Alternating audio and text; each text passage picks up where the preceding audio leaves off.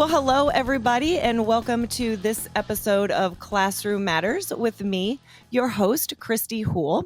And I am super excited to be sitting down and having it's going to be a pretty interesting conversation with Dr. Stephen Sroka. Now, Dr. Sroka has spoken worldwide with the power of one message. And this is really about how one person can make a difference. And I'm going to give you a little bit of a teaser here and tell you that a few years ago, Stephen actually died while presenting a school in service.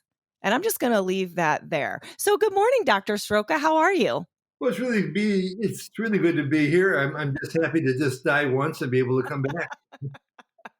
I know, right? I absolutely love this story. And so I kind of want to dive right in. And that's why I wanted to give the listeners like a little teaser. They're like, I know that made everyone's head perk up when they're like, what? Wait a second. So I'm glad that you're here. Thank you so much for joining us. And tell us a little bit about your experience with that when you actually literally almost died. Well, I did die. I didn't have a heart attack. I had a cardiac arrest. And what's really interesting to me is my theory. I've gone around the world. I've been on Oprah. I've been on all around the world talking about the power of one, how one person can make a difference. Do you want me to go back and you want me to jump right into how I died, or you want me to tell you how I got there? You do it whichever way is going to make Okay. the most sense. I think it makes a little bit more sense to talk about where it come from. I'm from the inner city. I'm A lot of educators can kind of relate to me because I'm the worst kind of student they've ever had. I grew up in the inner city. My father took off. I grew up in poverty with my mother. I lived in the projects. I was on welfare.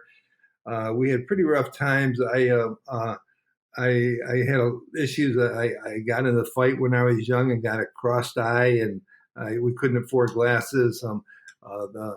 The worst, I had a speech impediment. I couldn't say my name. My name is Steve Sroka, so I called myself Mo.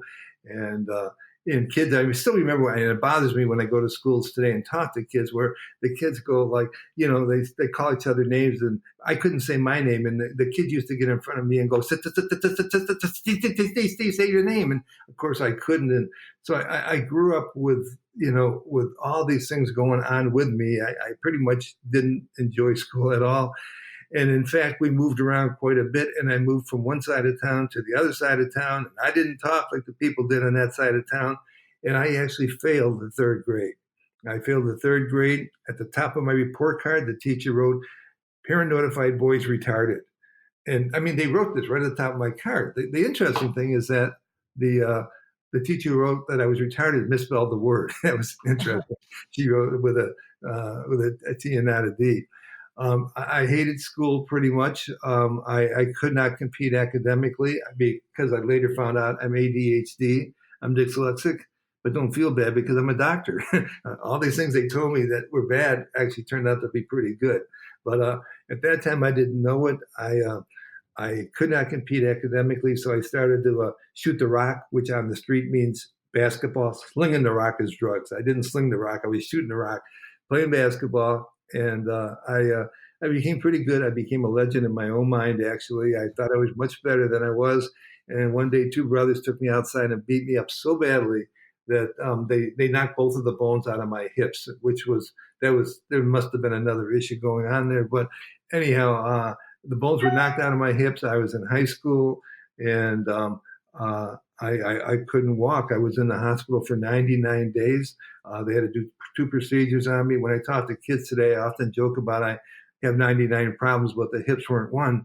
But I actually had 2 operations. I was in there for 99 days. The doctors came in, said, you probably will never walk again. You better start to use your brain because your body's not going to work. And I said, how can I use my brain? And the doctor said, I said, how can I use my brain? I said, I'm retarded. And the doctor looked at me and said, well, it's time to get unretarded. And I said, get unretarded? How do you get unretarded? He said, well, listen to your teachers. And that kind of changed my life right back then because I had to learn how to learn. And so I'm a very visual learner. I turn everything into pictures. When I do presentations for kids or doctors or professionals, I use a PowerPoint type program with literally hundreds of pictures because that's how my mind works. So I found the power of education by default. and I went through and got a bunch of degrees. I first became a polymer chemist, and then wondered about one time I woke up in the middle of the night and thought, is this the meaning of life? I'm making a lot of money, but it wasn't. And I thought about my early background in school and how I hated it. And I just had one of those moments where I woke up and said, maybe I can go back and help people. And I literally took a 60% cut in pay from being a polymer chemist and went back and started to teach inner city schools, and never looked back from that point. And for 30 years, I taught, and I've been very, very blessed. I've got all incredible amounts of awards of Teacher of the Year, National Teachers Hall of Fame. I got literally hundreds of awards. But I only say that like this, Kristy, because I know the best teachers in the world never get awards, nor do they want them. My wife is a teacher. She's a better teacher than I've ever been. She's never gotten an award. She's much better than I am. So when I say these award things, they're important to me, but I know that there's a lot of people out there that are a lot better than me and never got awards. And I think people need to know that just because you won an award doesn't mean you're not a really bad teacher. Anyhow, I did this for a bunch of years, and I went back and I got a bunch of degrees. I got a degree so I could be a principal, a superintendent, but that was never the same to me. I wanted to go back, and I've always stayed in the classroom. And I went back and I dealt with adolescent health behaviors like sex and drugs and violence before they were fashionable or even funded. Back in the day, it was hard to get money for sex education, drug education, violence education, and not till a lot of I taught inner city. It wasn't until a lot of the rich kids started to die that we got concerned about drugs and diseases. And, it's sad. Columbine is sad. But, those of us that worked in the inner city, we were burying kids for years. And my message today is any kid that dies is important. And so I always come with that prejudice because I've worked with kids who didn't have a lot. And, whether it was sex or drugs or violence, and now it's heroin. Heroin was always a problem in the urban area, the narcotics. But now that it's hitting people that are more affluent in the suburbs, people are all more excited. And I'm kind of an advocate for, I guess the way I think is if you think one kid is more important than another kid in this world, then that's a basic issue I have with you, because I think every kid is important. None of us had a chance to choose who our parents were. Anyhow, I did this for a bunch of years. I wrote a lot of books, got a lot of awards, and became like a renowned speaker. And I literally traveled the world, been on all the big talk shows. And I follow the trends to try to help young people deal with what's going on. My basic message throughout the years has been the power of one, because I always thought I was the power of one. I mean, here's a skittle rat who's now a highbrow intellectual because of education, and he did it by himself. I mean, and so when people talk about resilience and education, yeah, hey, I'm that guy. I lived that life. And so I went through and talked about the power of one, and I still believe it. One person can make a real big difference. But what happened is I was doing a lot of this stuff and having great times. I work with kindergarten kids. I work with high school kids. I work with doctors. I teach at a medical school now. I work with teachers. I've gone around the world with the power of one message. Well, 3 years ago, I was talking about one of the biggest trends right now, heroin, in a nice suburb in Cleveland, and I had a cardiac arrest. And it's kind of strange because I know you can't see me, but I'm in pretty good shape. I don't drink. I work out every day. I worked out the night before. I had a stress test a month before. I was in excellent health. The only problem I made, Kristy, was I chose the wrong parents. I mean, just being facetious here. I got a heart disease, probably just genetically, but until they go in your heart, they really can't tell it. So here I am, I'm kicking it in front of 800 people, and my presentations are always real wild. I do crazy things. I get people excited, move around. I show a lot of pictures. They never know what to expect because, you gotta, as a kid said, you gotta keep it real. You gotta kick it with a flavor so that people understand and feel, not just see and look, but to feel what's going on. So I'm kicking it out there. It's going really, really well. And all of a sudden, I don't remember a thing. I just had a cardiac arrest. I coded. I went right down, hit the ground so hard, I probably had a concussion. I got a big I don't remember any of this. So I'm hanging over the stage. The people tell me later that when I fell over, people in the audience started clapping. They were going, wow, this is cool. Now, I don't remember this because I was out. They thought this was part of the show. I was so blessed that day because I really shouldn't be here today. I was so blessed that day that in the audience, when I went down and people started clapping, thinking this was cool, there were two SROs there. There were two school resource officers who were trained, and they knew when I went down, I wasn't playing.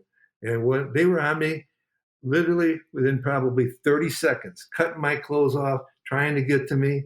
I mean, the week before, Kristy, I was in Punta Cana. I could pretty much say I would have been dead if this happened down there. But I'm in front of 800 people. I go down. The two officers are on me. That is just such a blessing. Other blessing, even maybe a bigger blessing, is the principal of the school was trained 2 weeks before with an AED. So literally the AED was outside the room, and he was able to run out and get that. So they were probably on me within a minute. I mean, just incredible. And what happened is that, and I don't remember any of this, but they were on me. They evacuated the school. The superintendent later told me that. He said it was pretty wild. He said every year at our in-service where you were at, about 40 or 50 teachers go on and do a prayer circle. They just do this every year. They pray for a good school year. He said that day when they evacuated the hall, everybody went outside and saw this group of 40 or 50, and they went over and joined it. And he said, there was probably 800 people. He said, every person in our school joined that prayer circle for you, and we're praying for you. And even when I tell you the story, I get kind of like the goosebumps because he said you had to see it. Everybody was out there praying. And all I could tell him is, I guess it worked, because I'm still here. But what happened is I was close to the Cleveland Clinic. I was in Medina, Ohio, so I was really, really blessed. Close to the Cleveland Clinic, which is probably the best place in the world to have a cardiac arrest, because they're probably the number one heart place in the country to go for heart problems. So they life flighted me to the Cleveland Clinic, and literally on that life flight, my whole life changed. I'm on the life flight. I'm dying. I'm in and out of reality. The people there are telling me, relax. The docs on there are going, relax. You're going to be okay. And I'm dying. I'm just back and forth. I don't know what's going to happen, and I can't relax. I'm thinking to myself, if I relax, I'm dead. And one of the things that I often do when I go out and talk with kids or with adults or with doctors is I often start off with a mantra. I just call it, I have people repeat after me going, my body, my choice, I'm not your toy, I am the power of one. It's about taking control of your life. I have people repeat it. Kids love it. And even for an adult, it makes a lot of sense. It's my body, it's my choice, I'm not your toy, I am the power of one. I've done that around the world. Kids love it. They put that mantra up on schools and places. My body, my choice. I'm not your toy. I'm the power of one. And so this really works well when you're trying to empower kids to take control of their life. And even for adults, where you can't let somebody else manipulate you with their words. Otherwise, you're not the power of one. Anyhow, I'm dying there. I'm laying there and I'm going, hey, I'm this motivating guy. I'm dying. How can I save my own life? And I started thinking, well, yeah, I do this power of one thing. So I start going, I'm mumbling there. I'm going, my body, my choice, my body, my choice. And then it just dawned on me, Kristy, I'm not the power of one. I've gone through the world telling people about the power of one. I'm not the power of one. And you know what? If this crew on this helicopter doesn't get it together and stay with me, I'm dead. Mm-hmm. And I need the power of many. And it just dawned on me. And I mean, I know it doesn't sound right, but it dawned on me. I was never the power of one. I've gone around the world talking about the power of one and how I made this and how I did that. And the more I thought about it, I was always on somebody else's shoulders. There was always somebody, there was always a teacher, a social worker, a family member that was always holding me up and keeping me going. But being a ghetto rat like I am, I'm from the ghetto. You can take the boy out of the ghetto, but you can't take the ghetto out of the boy. It's hard for people to believe, like people like me, when I was growing up, I could never say thank you. Because when you grow up, a lot of times like I did, saying thank you is a sign of weakness, not a sign of strength. So I went through life thinking it was all me, it was all me. And it just dawned on me, here I am. I was never the power of one. I've been the power of many. And it just went through my mind that I was so saddened by the fact that here's all these people that helped me. And I now realize what they meant to me. And I'm never going to have a chance to go back and tell them what they meant to me because of what they did for me. And I think that's such a powerful message for educators today because they go out and go, I'm working with these kids. They don't really care. My teachers don't care. And a lot of times, people like me, we do care, but we don't know how to tell you thank you. And so, you go through life saying, yeah, I went out there, I tried, they didn't appreciate me, they made fun of me and all that. Some of these people are going to turn into Steve Srokas. At the end of their life, they're going to look back and go, wow, that person really, really made a difference with me. And I never had a chance to thank them. And that's me. I never thanked all the people that helped me. I was never the power one. I was always the power of many. But So you literally changed your mantra. So you're on the stage, you're having a great time, you collapse, you're on the life flight in and out of life, reality, and you literally changed your mantra in those moments. That's right. That is amazing. So what did you do once you were back in reality and you knew that you were stable? What did you go back? Did you go back and say thank you? Did you take steps to change the way that you had done things? Or, Well, was it something that was sort of fleeting in the moment and then once you were better, it was passing? How did that change you? well, it changed me a lot. First of all, the sad part was that many of the people that meant so much to me that I never realized how much it meant to me, they're past. They're not around anymore. Of course, the people that made a lot, what's funny right now because of social media and that many students that I had 30, 40 years ago are now friends with me. And, I get a chance, they come back and they hear about me and, they always thought I was a cool teacher and everything. And they're telling me about how much I changed their lives. And I get a chance to go back and tell them how much they changed my life, the things that they taught me as I was trying to teach them. So I get a chance to do a little bit about that. I do a lot with Native Americans. And, and a lot of times your life just kind of gels. I've worked with Native Americans for decades. I'm very blessed. I get a chance to keynote. I'm going to be keynoting a couple of their national conferences this year. But we have a saying on the res that goes like this. You have the power of one to start a fire, but you need the power of many to keep that fire burning. And, that just is completely in sync with my life too. Yeah, I got the power of one to start a fire. But in fact, with Native American conferences, what we do with kids, because I've been very blessed and had the chance to work with thousands of Native American youth at one time, although I do this anywhere, but it really started in Indian country, is when we start off a conference, we build a fire at a conference. It's traditional with Native youth. We build a fire, and then we tell the kids, we're going to be here for 3 or 4 days. There's no way that I or someone else can watch the fire. We have to share this fire and take care of it. So we literally have the kids sign up. So some kids might have to watch the fire from 12 midnight to 3 in the morning. But it's a great takeaway message that you do have the power of one to start the fire, but you need the power of many to keep that fire going. And Kristy, this is a beautiful message for schools because every teacher is important, but every kid doesn't have just one teacher. Every teacher needs a principal. They need a school psych. They need student support. You need, we talk a lot about schools today, but really schools just reflect community. We don't have school violence. We have community violence that takes place in school. So we have to look better, look outside. When I go to schools, I'll do programs for schools, but I say, we need a comprehensive approach that involves what I call, because I see things in pictures. I see education as a 4-legged chair, where one is a student, one's a school, one's a family, and one's a community. If you take one leg away from a chair, it's going to fall over. And it's the same thing with education. We cannot do this by ourselves in schools. And I get really upset when people say our schools are failing us. Hey, we're one of the 4 legs out there. Let's get serious here. We are all together here. Yeah, we're the power of one in the school, but without the power of the other 3 legs, we can't do it. So I look at things a little bit differently.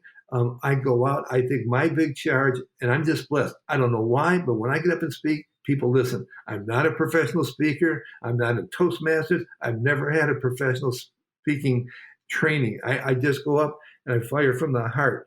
But I'm really, really blessed. And, people always ask me, how long are you going to keep on doing this? And I just say, the day I get up and I start to talk and no one listens, my time is up, but right Well, and I now, think that I think that that is what makes your message so genuine. And I was lucky enough to see that when we were at the MAEN conference together, and you were the keynote speaker, and I was able to hear a little bit of your keynote, and the audience, they were so engaged, and I think that that is what makes your message so powerful, is how genuine you are. And, yeah, we've seen keynote speakers and professional development where someone gets up and talks from a PowerPoint and, blah, blah, blah, and everyone's taking notes. But it's really, truly coming from your heart and from a place that you've been, because you've been through a lot. I mean, I've read some of your stuff. I've obviously know a lot about your background, and I mean, I've seen pictures of you in a wheelchair and all of these things that happened to you.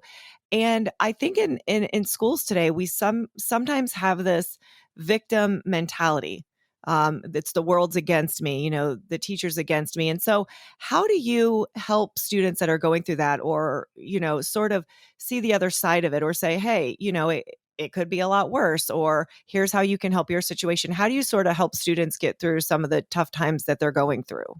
well, first of all, thank you for your kind words, because I do think I'm a different kind of speaker out there. There are motivational speakers that make you laugh and make you cry, and then you wonder why, because they didn't say anything. And then That's very true. and then you've got the other people that are just incredibly knowledgeable, but they can't tell it in a way that they can't kick it with a flavor. You can't remember what's going on. And so my charge is to somehow work between the two. To me, the key in life is relationships. If you can't relate, nothing else matters. And relationships can be built. Now, some people are charismatic leaders. I mean, you just feel, but I think there are things that are important. So what makes me different than a lot of these speakers is I am research based, but I'm reality driven. So when I tell you my stuff, it's based on research. It's just not something I feel. This is I can give you the research for what I do, but I've kicked it in reality. Every time I get in front of a bunch of kids and have to speak, I have to prove myself. It's not like I wrote a song or did a picture and people can say, look at that picture. I got to stand up and prove myself every time I speak. It's kind of like Eminem says in his song, Lose Yourself. I got to get up. I got to kick it. I got to get to their heart to get to their head. I think what we have to do, and we don't do enough of this, is, we've called social and emotional learning today, but getting to know a person. And I think it's about relationships. And my research and my reality tells me that there are like 4 things you really have to tune in if you want to build better relationships with your peers, with your family, with other students. And the 4 C's are, first of all, communication. If you can't tell me what I just said, you don't know what I said. We got to learn how to communicate in a way that people can understand. The second C is collaboration, realizing I can't do my job by myself, just like you today in your studio there. You need some help from somebody else. Collaboration is important to relate. The third one is culture. You got to be able to kick it with a little flavor today. You can't give a wake-up call in a foreign language. People going on telling kids, just say no. For many kids, just say no is just say yes. Just like when a kid says that's really bad or that's really sick, that means it's really good and cool. So you got to understand the culture you're working with. And today we have a lot of problems with people trying to understand other people and not trying to understand where they're coming from. And the last big C is caring, because as we all know, if people don't think that you care about them, they don't care what you have to say. But I think that what we're doing, I'm hitting that out there today. I think when I talk to adults, if you're going to make a difference out there, for teachers especially, is I say we need the 3 Ps. We need passion. The number one thing you bring to a classroom or a principal brings to a school is passion. You can feel that. The second is pride. There is nothing, Kristy, there is nothing more important in this world than helping save and raise our kids. I mean, that is powerful. I mean, being a teacher, a preacher, a parent, nothing gets more important than that. But then you have to have a third P in there, and that's persistence, because it just doesn't happen overnight. So when I get called in, people always say, well, what can we do? I say, well, this is what I can do, but here's what you got to do. So I've got the 3 Ps for adults, but I've got the 3 Fs for kids. And again, this is asset development, but I'm kicking it with a flavor in a way that people can understand with the 3 Fs. Every kid to make it today needs the most important thing is a family that will love them unconditional, whether or not it's biological. A family. And many times our schools become families because of what's happening to our kids. The second F that's so important for our kids are their friends. You tell me who your posse is, I will tell you who you are. We've got to give our kids a better circle of friends. That's just the way it works. That's why people move, to give their kids a better chance. And the third F, although you can't say it, we all know it, kids need a faith. They need to believe in something. They need a moral compass. And, I don't care what religion you are, as long as you don't want to kill me, we are cool, okay? Mm-hmm. But family, friends, and faith are incredibly important.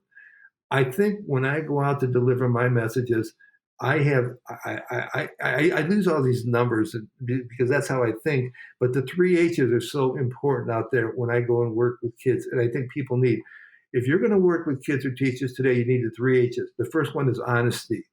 And today we are not putting out a lot of honesty in education. We tell kids things like, believe and you can achieve. If it was that simple, I wouldn't have to work. Education's hard.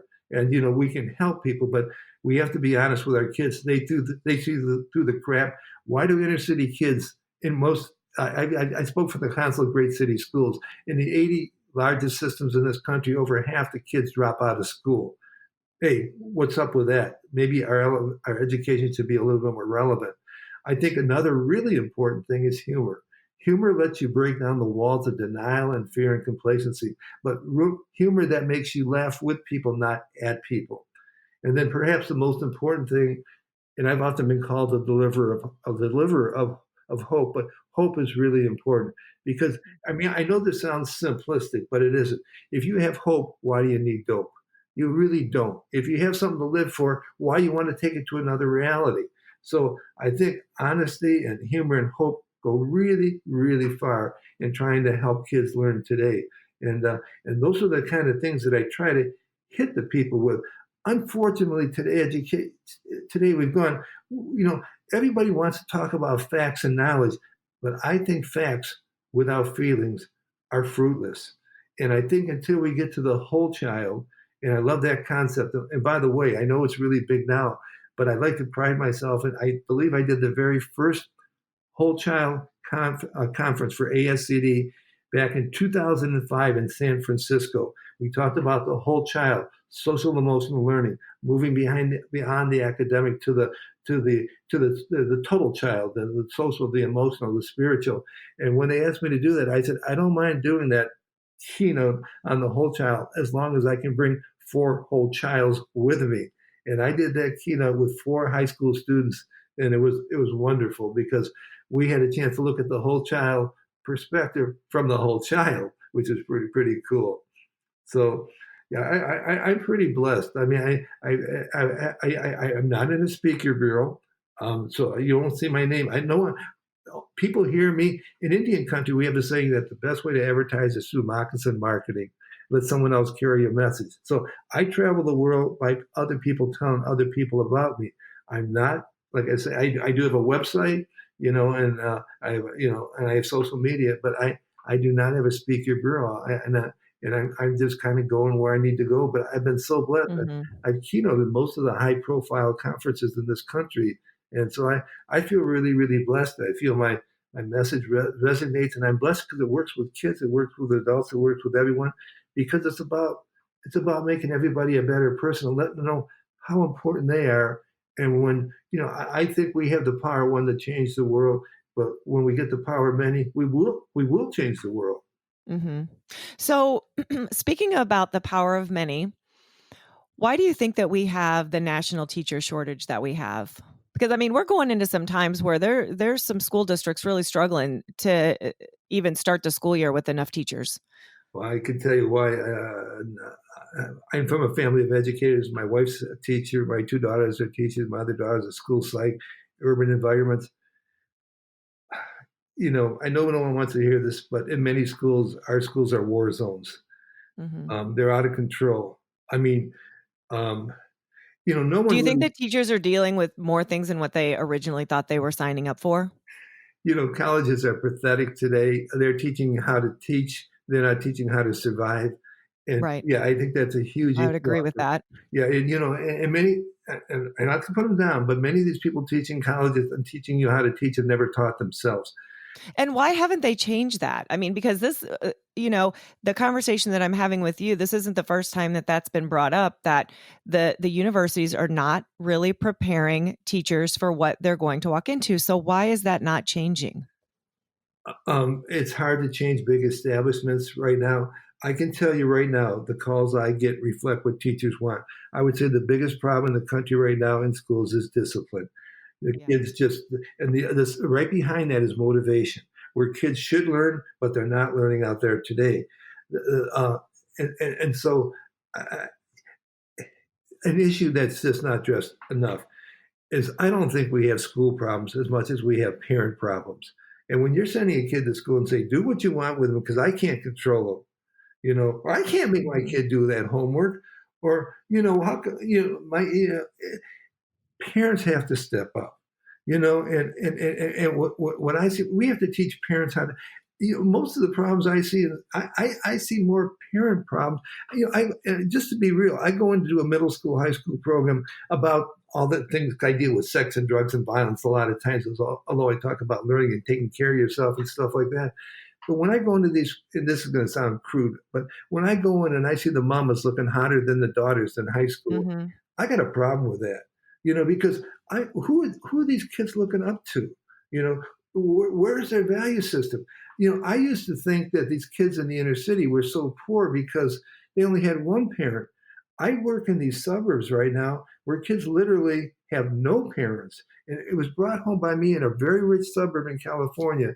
And I'm talking to these kids, and this girl comes. I do my presentations. I say, anybody want to talk a little bit? I'll stick around. And I go one on one. Sometimes it goes for hours. Kids just want to chat. And this one girl comes, and she's just looking beautiful. She looks like a movie star. And I just said, she comes and says, I have nothing. She starts crying. I go, you have nothing? You look like a movie star. Look at you. And she says, well, I have, oh, yeah, I live in a fancy house and I got a new car and I got these clothes, but I have no parents. I said, what happened to them? And I said, did they die? She goes, well, no, but they're always working. And Mhm. she said, I said, wait a minute, let's just back up. What would you really like to have your mom or dad do? I wish they would take me fishing. I said, why don't you ask them? She said, I do. They don't have the time. So a lot of times you look out and you look at these kids, and the kids that you think are doing so well may not. Do I have time to tell you another quick story? Yeah, absolutely. I'm on an Indian reservation, and in the middle of nowhere. I'm talking to like 12 kids, and that's the whole high school. And the kids were great. I get done speaking, and a young middle school, high school girl comes up and says, and I gave her a little hug because I always do this thug double hug thing that a gang member taught me because it's from the heart. And then I gave her a little wristband. I got a Power One wristband. I don't sell anything with the Power One, but I give wristbands away for people that hear my message so they can carry the message on. And and she asked for my card. She said, "Can I email you?" And about a week later, I get an email from her, and it's an email that runs on a little bit. But she said, "Thanks for coming to my school. I just want to let you know you probably saved my life today because when I woke up, I was thinking about killing myself." She said, "My life has been hell." She said, "My father raped me when I was 5." And she said, they took me away and I went with my uncle who was an alcoholic. I moved. She said, I got up that morning. She said, I looked in the mirror. I felt like shit. She said, I just looked, how can a father rape a little girl? And she said, I came to school and you were there and you gave me that hug and you gave me that wristband and you made me feel good. And she said, I want to let you know most people don't know my story. And even in my school, most people don't know my story. But she said, there are people like you that come into my life who keep me going. And she said, I just want you to know. And she ended her email, Kristy, with me saying, you must be the voice for kids like me who don't have the strength to cry for help. And every time I tell you, I said I got the goosebumps because we have kids out there. The squeaky wheel always gets the grease. We have so many kids that need somebody that can give them kindness and treat them with respect and tell them they're important and give them good feelings out there. And a lot of times we go to these communities and you say, well, this is a well-to-do community. I'm telling you, these kids are hurting more than sometimes these poor kids in the inner city. The kids in the suburbs will also say, I wish I could live in the city because these kids can sing and dance, and out here we have to put a show on. And do what our dads and parents want us to do to run the family business. So I just think a big thing is just listening to our kids and listening about where they're at. This year, what it's become more important. I've traveled the world doing sex and drugs and violence because those are the big issues. But the issues this year in all the big surveys, asking kids what are their biggest problems, it's anxiety and depression. You're only as pretty as you feel. And for some reason, we talk about facts rather than feelings. And I think maybe we need to turn things around. I know from talking to kids that I taught 30 years ago, they forgot the Pythagorean theory. They forgot all the anatomy I taught, but they never forgot the way I made them feel. And they tell me that. And I just think that has to be part of our education, because if you want to get to the head, you got to go through the heart, but you don't ever get to the heart going through the head, So I think that's just huge. That's right. And I want to end on that, Dr. Sroka, and I want to remind our listeners, our educators, our teachers, principals, superintendents, all of those that are listening to this podcast, get to know your kids, get to know the people around you, love on them. Don't forget about the academics, because we know that's important, but don't forget about the relationship piece either. Dr. Sroka, I can't thank you enough. The impact that you are making on people is vital for the society that we all want to live in. So thank you so much for coming on the Classroom Matters podcast this morning. Hopefully you can come back and fill us in on how things are going soon. Well, if I could just say this, I have a lot more stories if you need them. Yeah, you'll have to come back. And if anybody likes, they can go to my website, because I post a lot of stuff up. I've written over 20 books. Kristy, I'm not trying to sell any books. Now I write articles and I post them, and I keep the copyright. So anything that I post on my website, like things I put for ASCD and national organizations, if anybody wants them, they are theirs, because I kept the Where can they find those at? Give us your website. My website is just my name. It's www, then it's Dr. Stephen Sroka. So it says www.drstephenSroka.com. And if you forget that, if you just Google Power One Dr. Steve, you'll find me. Well, thank you so much. And listeners, we will also have this information in the description below. Thank you for joining us on this episode of Classroom Matters with me, your host, Kristy Houle. We will see you next time.